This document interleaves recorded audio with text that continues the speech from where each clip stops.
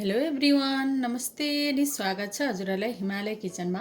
आज म हजुरहरूको लागि लिएर आएको छु मसरुमको तरकारीको रेसिपी। ल अब यसको लागि मैले प्यानमा एक ठुलो चम्चा तेललाई तताउन राखिसकेको छु र मैले यहाँ लिएको छु 300 ग्राम जति वेस्टर मसरुम। अब यसलाई म पहिला यो तेलमा राखेर केही बेर यसलाई फ्राई गर्छु।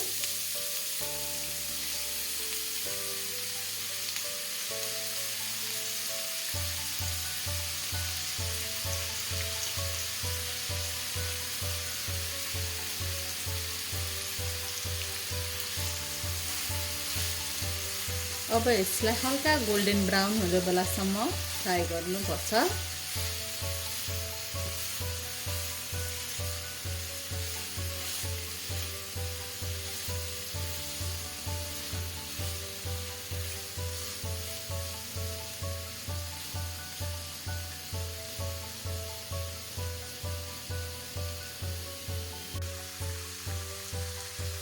ल अब मसरुम यतिको भएपछि अब म यसलाई झिक्दैछु।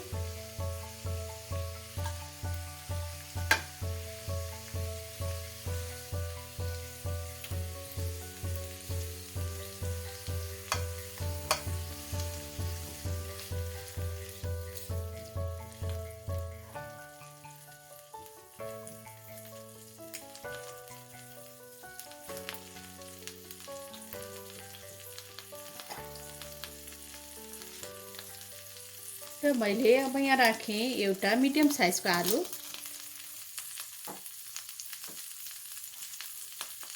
आलु राखेर मैले थोरै नुन राखेँ। अब यो आलुलाई पनि केही बेर यसमा फ्राई गर्नुपर्छ।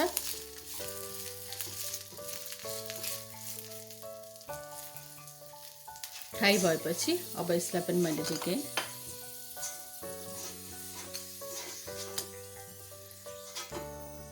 र अब यही प्यानमा मैले अरू थपेँ एक ठुलो चम्चा तेल। अब यो तेललाई केही बेर तात्न दिउँ। अब तेल तातेपछि मैले यसमा पुऱ्याएँ 1/4 चम्चा मेथी।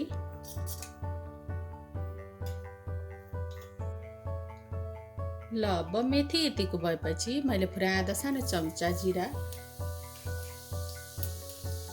आधा सानो चम्चा कालो जिरा, एउटा हरियो खुर्सानी, त्यसै गरी राखेँ मैले केही करी पत्ताहरू र मैले यहाँ 3-4वटा जति टिमुरलाई यसरी लिएको छु, त्यसलाई राखेँ। यसरी टिमुर फुराउँदा मसरुमको तरकारी एकदमै मिठो बन्छ।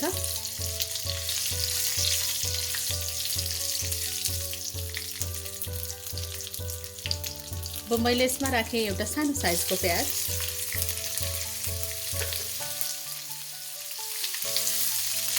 अब प्याजलाई केही बेर फ्राई गरौँ।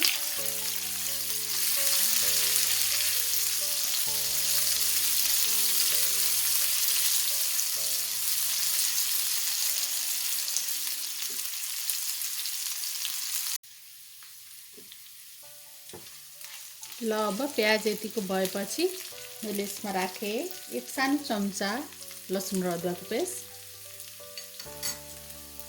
चलाइदिउँ।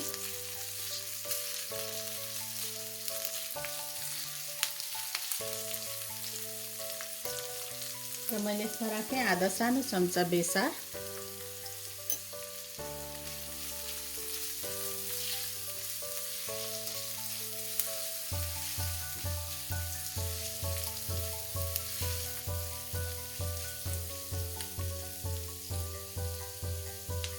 अब यसमा राखेँ मैले एउटा ठुलो साइजको टमाटर। टमाटर राखेपछि नुन राखेँ मैले आफ्नो स्वादअनुसार। अब चलाइदिउँ।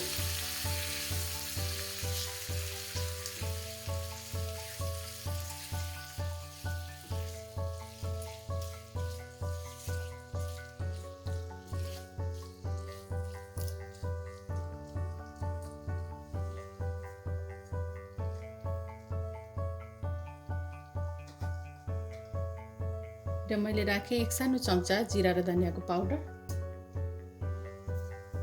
अब फेरि मिक्स गरिदिउँ।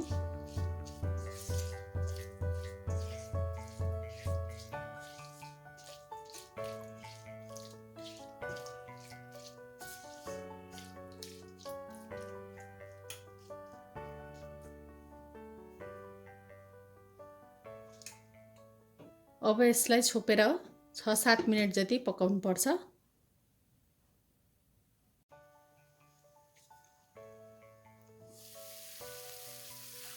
ल अब टमाटर राम्ररी गलेको छ।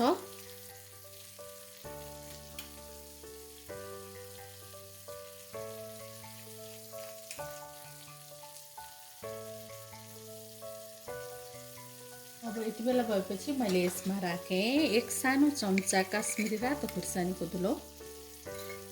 हजुरहरूले एकदमै पिरो बनाउन रातो धुलो खुर्सानी पनि यसमा राख्न सक्नुहुन्छ। अब मिक्स गरिदिउँ।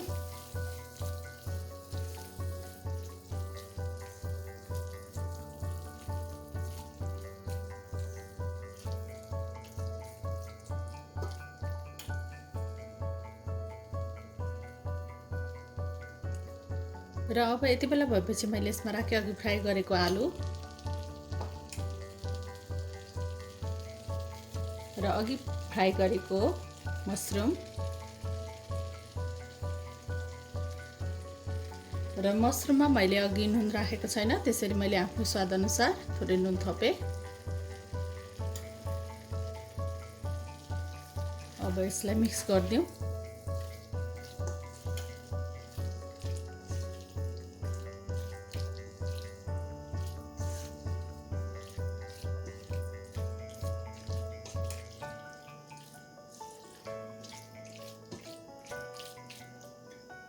र मैले यसमा राखेँ आधा सानो चम्चा गरम मसला पाउडर।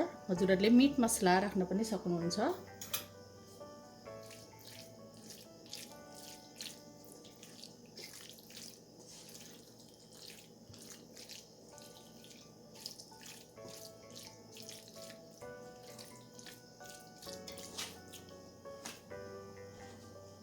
र मैले राखेँ यसमा थोरै पानी। आफूलाई कतिको ग्रेभी राख्न मन पर्छ त्यही अनुसार यसमा पानी राख्न सकिन्छ।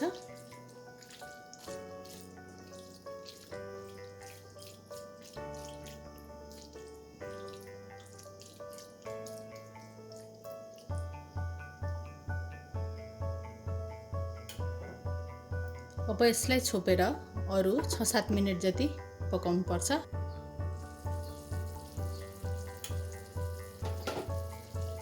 ल अब हाम्रो तरकारी यतिको भएको छ। एकदमै मिठो राम्रो देखिएको छ। अब मैले यसमा राखेँ 1 सानो चम्चा जति बटर।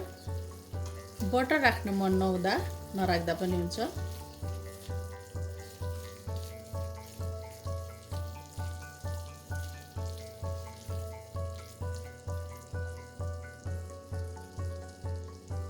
र मैले राखेँ धनियाको पत्ताहरू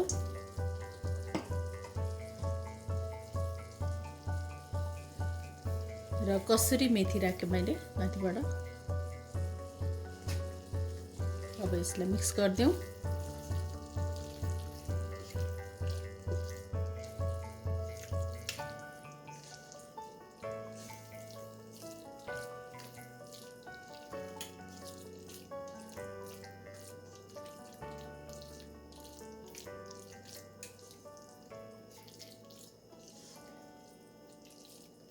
ल अब एकदमै मिठो मसरुमको तरकारी अब यसरी बनेर खानको लागि रेडी भएको छ।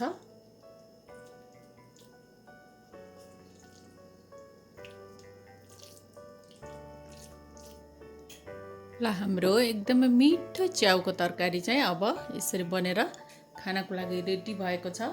हजुरहरू पनि यसै गरी च्याउको तरकारी बनाएर अवश्य पनि इन्जोय गर्नुहोला, ट्राई गर्नुहोला।